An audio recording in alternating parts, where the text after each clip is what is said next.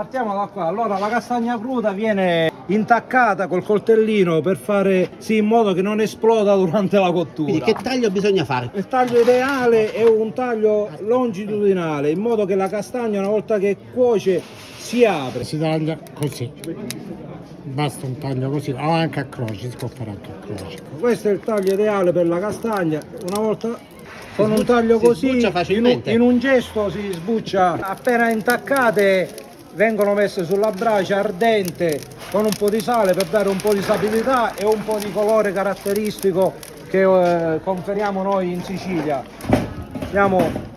Quindi poi prendono il colore bianco? Sì, ecco, in diretta abbiamo, questa era una castagna non intaccata, quindi amici mi raccomando, intaccate le castagne. Ecco, questo è un modo un po' da chef, diciamo, da girare, se no si può girare anche con le mani se qualcuno riesce, se no con un cucchiaio, girarle spesso in modo tale da non farle bruciare fuori e dentro, in modo che la castagna cuocia lentamente.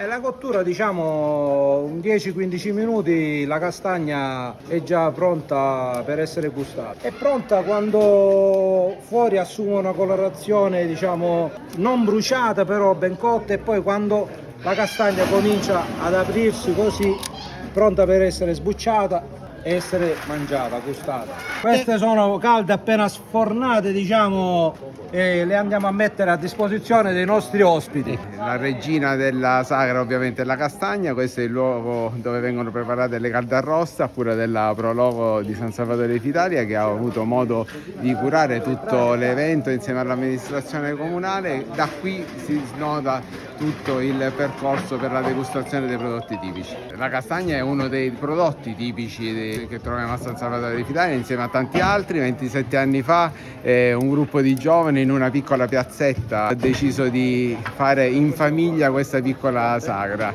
una sagra paesana. Poi via via, man mano negli anni, è andata crescendo fino ad arrivare a questo punto.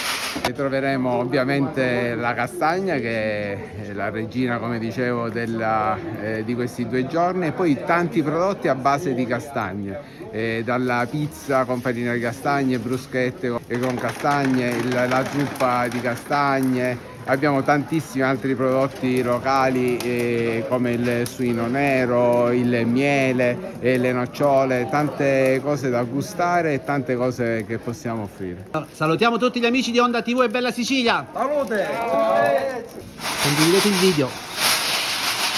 Vi aspettiamo a San Salvatore per la sagra della castagna!